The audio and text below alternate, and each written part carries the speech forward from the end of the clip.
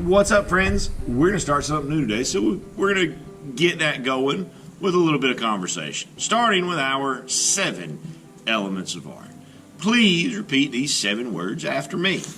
Line, shape, color, texture, form, space, and value. So in this drawing that we're going to create today, we're going to use lines. We're going to use some of those lines to create shape. We're also going to use a line to create space. We are going to have a horizon line here. Once we have everything drawn out, we're going to use some color to help fill the rest of our space. So that being said, let's move on to the next topic of conversation. Our principles of design. Again, please repeat these 7 words after me. Balance, unity, pattern, rhythm, movement, emphasis, contrast. So our big one here that we're going to be dealing with is emphasis. Emphasis is the main thing. It's the part that we want people to look at. And there's a few things that we can do to create that emphasis. We can draw big. We can place things near the middle. We can use unique colors when we color them, colors that we don't see anywhere else in the drawing. So that being said, we got a couple of words that we want to discuss before we move into the drawing. So let's go ahead and get that knocked out. So a couple of other words that we want to discuss. Some of them are not new words, but words that we still want to review. So first one we want to talk about is architecture. Now this is a big word, but say it for me. Architecture. Good. Architecture is the art of buildings. Any building that you can look at or drive by or go inside of is a piece of architecture. Our school is a piece of architecture. The gas station where we get fuel is a piece of architecture. The grocery store where we get food is a piece of architecture. Our homes are a piece of architecture. And homes are what we're going to be looking at and what we're going to be creating and drawing today. Moving down to this next term is culture region. Say that for me. Culture region. So a culture region is a very large area. The peoples that lived in a culture region are going to have some things in common. They're going to have similar types of language. They're going to build similar types of architecture or homes, in the case of what we're looking at here. They're going to have similar types of food that they eat and ways that they live. They're going to have a lot of the big stuff in common. Now, going down from culture region, this next smaller group would be tribes. Within a culture region, you will have many different tribes of people. Some of the tribes from the southwest culture region, southwest, which is where we're looking at right now, some of the tribes from that part of the country are the Navajo tribe, the Apache, and the Hopi. We're going to be looking at some of the homes that some of these people built or have built over time. So that being said, let's go ahead and move into our drawing.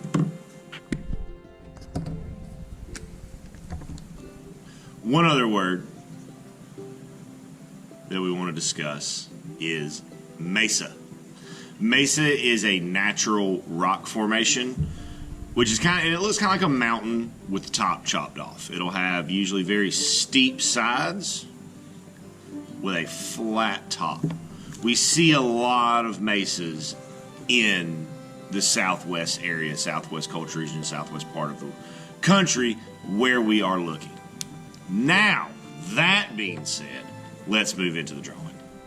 All right, so with this piece, we're going to have a few things going on. We're going to be working with 2 separate sheets of paper. One that we're going to make a background on, the other that we're going to make a foreground on. For the sake of this video, I'm going to be using crayons. But be aware that it could be markers, it could be soft pastels, it could be lots of different things that we could use to do this. But what we're going to do on this first piece is we're going to create a background. Now, in the southwest part of the country, within this culture region, it is mostly desert. So there's not a lot of rain, not a lot of things grow there very well, as far as trees and stuff like that. But one of the things that is incredibly beautiful in this part of the country, in this part of the world, are the sunrises and the sunsets. The whole sky gets painted with an absolutely beautiful palette of colors.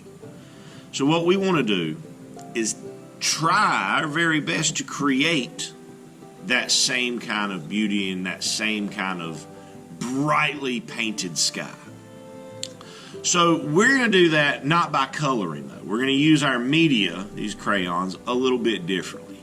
We're going to be working with lines and making lots of lines and layering our lines on top of each other, letting them overlap to build up this sky.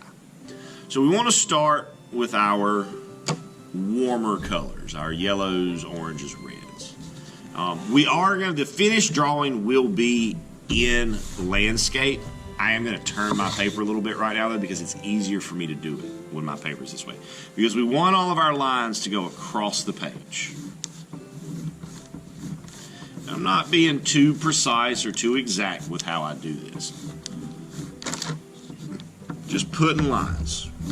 We want to keep most of our warm colors near the bottom. If some of them get up towards the top, that's okay. Not a huge deal there. We want to just keep building these things up. Layering them up, let them go off the page, let them go over the top of each other. So this red in there. Just let them go. Let it happen. Let that sky come together. One of the worst things, one of the biggest mistakes you can make when doing this is thinking too hard about it. This is not something that we want to stress ourselves out thinking about how to make it perfect. Now, one thing we do want to do, though, is we want to make sure that we're not making stripes of color. Like, we don't want it to go yellow, orange, red, blue, purple, black.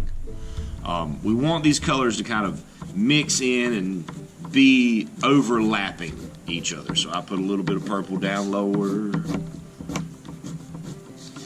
And we're going to keep, now obviously this is not done. I'm going to speed the camera up so you guys can see me do the rest without having to be stuck watching me draw every one of these in real time. But bear in mind, there's probably going to be a little bit of white left showing. But we want to cover as much of it as we can. Again, not coloring, using color, but not coloring until we're going to use these lines again, these colored lines to fill this space.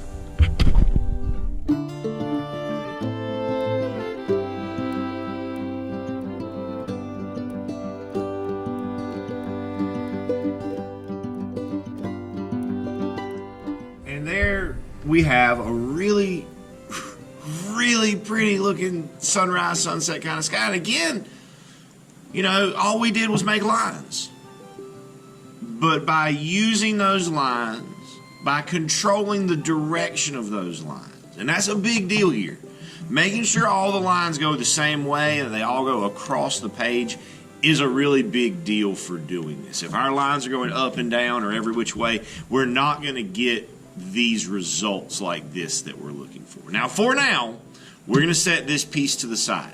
This beautiful sunset that we've created, we're going to set this over here.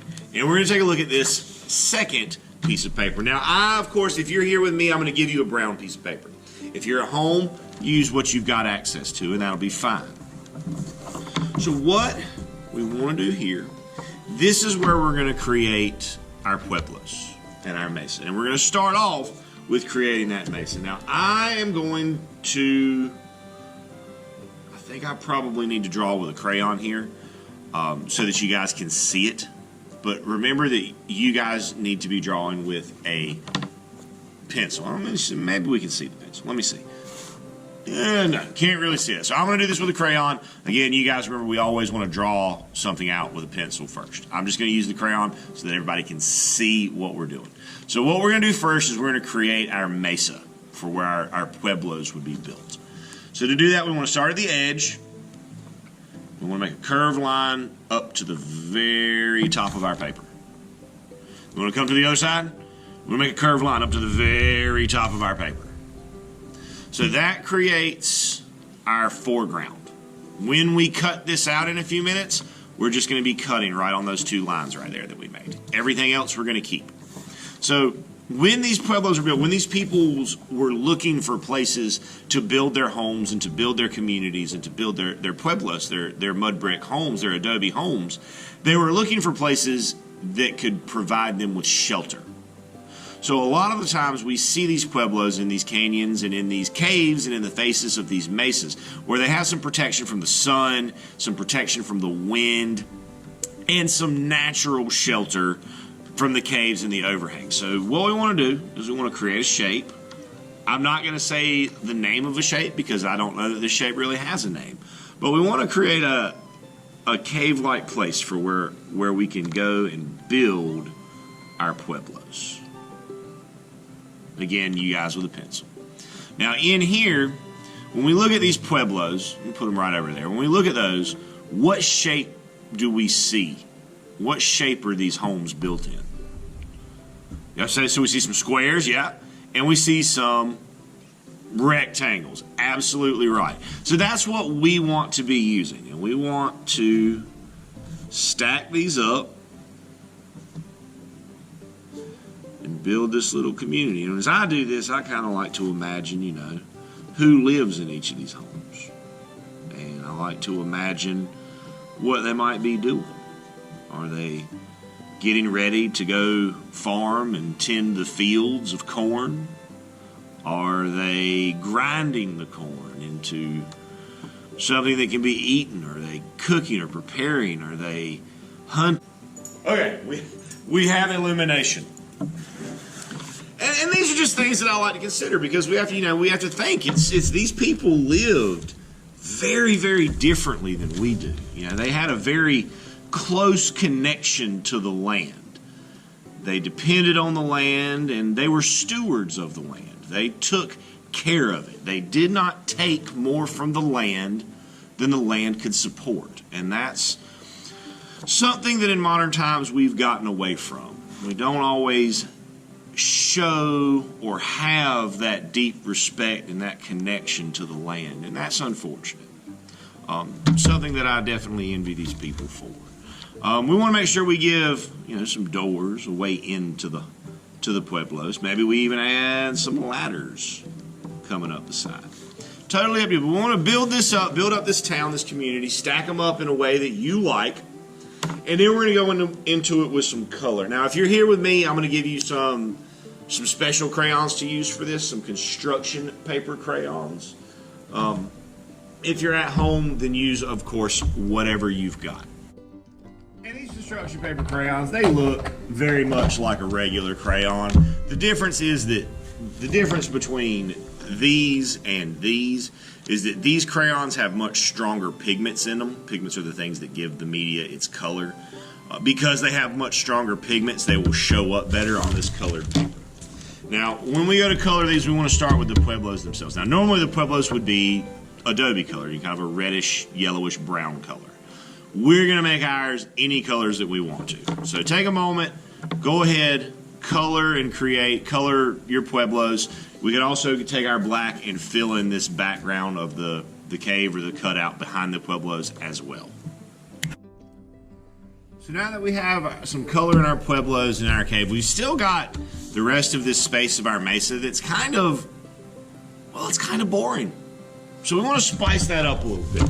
We're going to do that by adding some texture to this surface. So in the mesa, what we want to do to create our textures, we want to make this look kind of rocky. Is we want to come, and again, we're not going to draw straight, we're just going to kind of bring this kind of zigzagging line down. We're going to add and let those kind of come down and hang, and we'll bring it all the way out into the ground as well. And just to break up that space a little bit so that it's not quite so much of just this flat brown that we're looking at. And again, this is just the first layer of our texture. This is not going to be all of it. This is just going to be the first bit of it. And then we're going to bring some of that as well across down here at the bottom. It doesn't have to be neat, doesn't have to be perfect. Just bring that across. Just want to try to get it a little bit more interesting to look at. Just break it up some. Maybe we have some that don't go all the way across. That'd be fine too. So now I'm going to come in with a red and do the same thing, just right beside where I've got the black, because a lot of the sand and the dirt and the earth in this part of the world has a very reddish orange color to it. So we're going to try to recreate that a little bit. Again, we'll go right beside our black, do the same thing with our red. And I'm going to do another layer with an orange. Again, same thing, we're just going to go right beside. Just build up this color, build up this texture, just like we were doing in the sky. You know, we're doing a lot of things in this drawing with using this media and using color, but not actually coloring everything in. You know, we're just using different kinds of lines, layering them up, building them up to fill in the space, to make it look textured and so that it's not, you know, so that we have some variations, so we have some variance, so that it's not just all the same. Then after my orange, I went in and did one last final layer of texture with my yellow, which brings us to almost being done with this piece. So the next step is we want to take our scissors. Remember that when we use a pair of scissors, our thumb should always go in the small hole, and when we hold the scissors, our thumb should always be on top.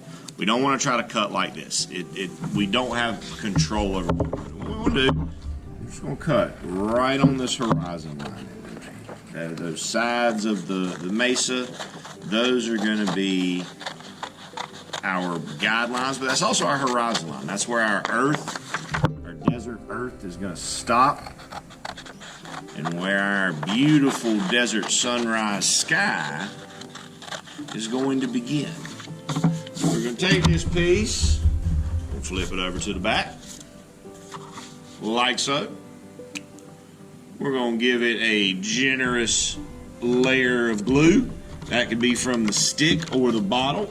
Again, whatever you have, but we want to make sure we get the whole back of this thing covered up.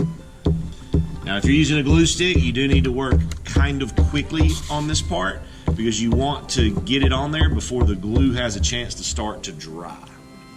So then we're going to take our other piece with this beautiful sunset that we've created, and we're going to take our Pueblo, and we're going to line it up so that the bottom of our brown piece of paper matches up with the bottom of our sky, our background. We're going to glue that right into place to create this beautiful scene of the Pueblos at sunrise or at sunset. Good luck to you, friends. I can't wait to get a chance to see some of these. As always, happy arting.